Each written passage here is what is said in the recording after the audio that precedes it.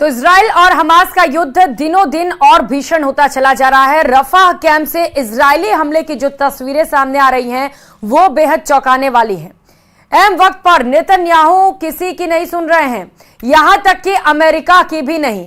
Netanyahu ने Rafah पर हमले रोकने के एवज में 33 बंधकों की रिहाई मांग ली है। हमास जब तक इन बंधकों को छोड़ नहीं देता, गाजा और रफाह में तबाही का मंजर दिखाई देने वाला है। ये रिपोर्ट देखिए।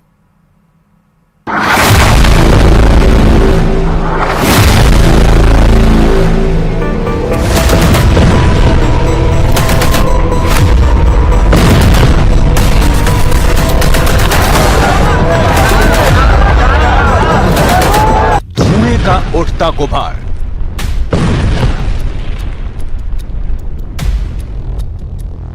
आसमान के सफेद रंग पर काला कर रहा है। बम के धमाकों की गूंज गाजा के गली गली में खून बहा रही है और इस बीच मदद के लिए आकाश से गिराए जा रहे भूखे पेटों के लिए भोजन। गाजा में जिंदगी और मौत दोनों का फासला मिट गया है।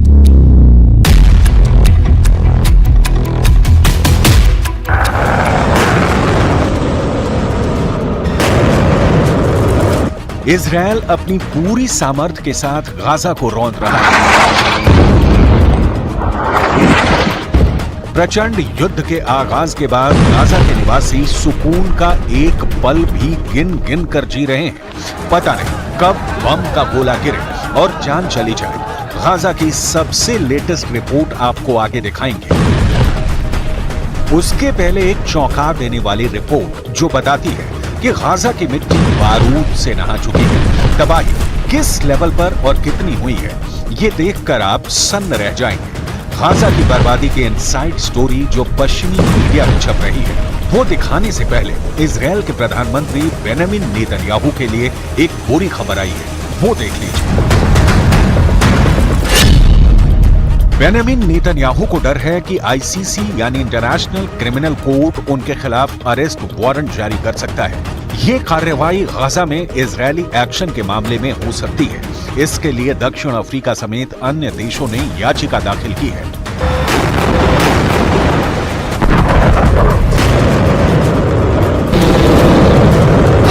इसके पहले आईसीसी ने रूस के राष्ट्रपति व्लादिमीर पुतिन के खिलाफ अरेस्ट वारंट जारी किया था। पुतिन पर आरोप है कि वो यूक्रेनी बच्चों को अवैध तरीके से रूस लेकर आए। आईसीसी के इस कदम की तुलना टॉयलेट पेपर से करते हुए रूसी अधिकारियों ने इसे बेकार बता दिया था और पुतिन ने यूक्रेन पर हमला बंद करने की जगह और बढ़ा दी।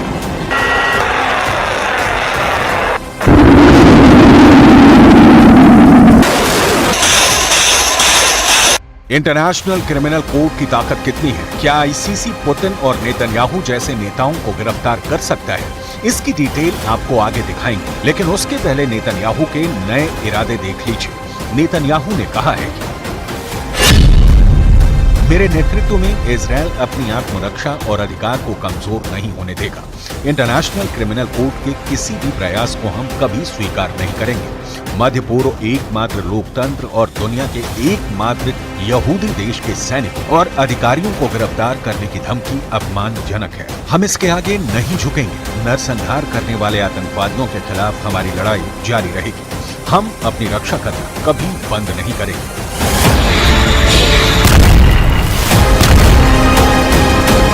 मैसेज लाउड एंड क्लियर है। इजरायल हमास के अंतिम आतंकवादी के खात्मे तक युद्ध बंद नहीं करने वाला है। आईसीसी के चेतावनी का असर उल्टा हुआ है।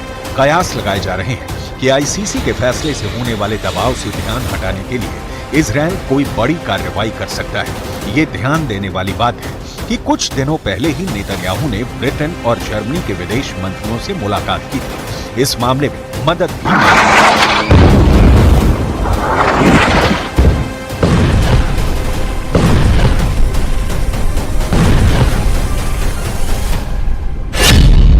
प्रधानमंत्री बेंजामिन नेतन्याहू ने मोसाद हेडक्वार्टर और दूसरी सुरक्षा एजेंसियों का दौरा भी किया है। मोसाद के अधिकारियों से कहा है कि हमारे अस्तित्व पर संकट है, इसलिए मतभेदों को भुलाना होगा।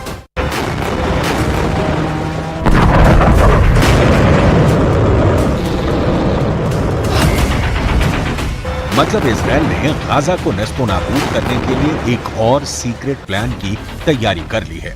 रफा में लगातार इजरायली हमले इसकी बानगी।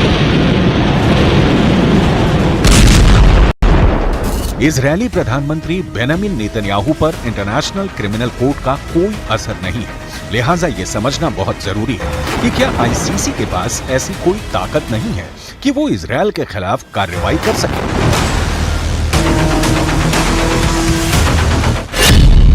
इंटरनेशनल कोर्ट अंतर्राष्ट्रीय अपराधियों के खिलाफ मामला लेता है। नीदरलैंड के हेग में इसका बेस है और कुल 123 देश इसके सदस्य हैं। 2002 में बना ये कोर्ट वॉर क्राइम, मानवीयता पर खतरे, नरसंहार और दंगे फसाद के अपराधियों पर कार्रवाई की बात करता है, लेकिन इसके पास कोई पुलिस फोर्स नहीं है, यानी सदस्य देशों पर इसके फैसले को अमली जामा पहनाने की जिम्मेदारी होती है।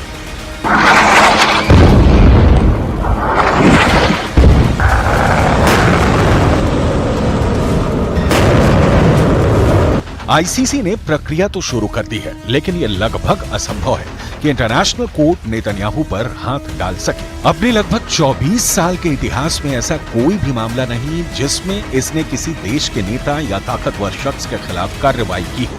तो आईसीसी भले ही फैसला सुनाए, उसे जमीन पर उतारना मुश्किल दिख रहा है। नेतन्याहू इस बीच फुल एक्शन में है और गाजा के खिलाफ जिस तरह की कार्रवाई कर रहे हैं उसका नतीजा दिखाती एक रिपोर्ट सामने आई है।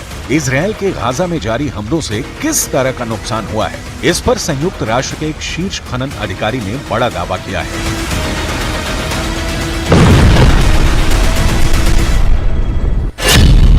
रिपोर्ट में कहा गया है कि गाजा में जारी युद्ध ने अब तक 37 मिलियन टन मलबा पैदा किया है। इस मलबे में बड़ी संख्या में बिना फटे बम शामिल हैं, जिनको हटाने में करीब 14 साल का समय लग सकता है। गाजा में प्रति वर्ग मीटर जमीन पर औसतन 300 किलो मलबा है। द गार्डियन की रिपोर्ट के मुताबिक गाजा में इस वक्त मलबे की जो स्थिति है उसे 100 ट्रकों के साथ हटाने। इस बुलेटिन में फिलहाल इतना ही। खबरों का सिलसिला जारी है, आप देखते रहिए न्यूज़ 18 राजस्थान। नमस्कार।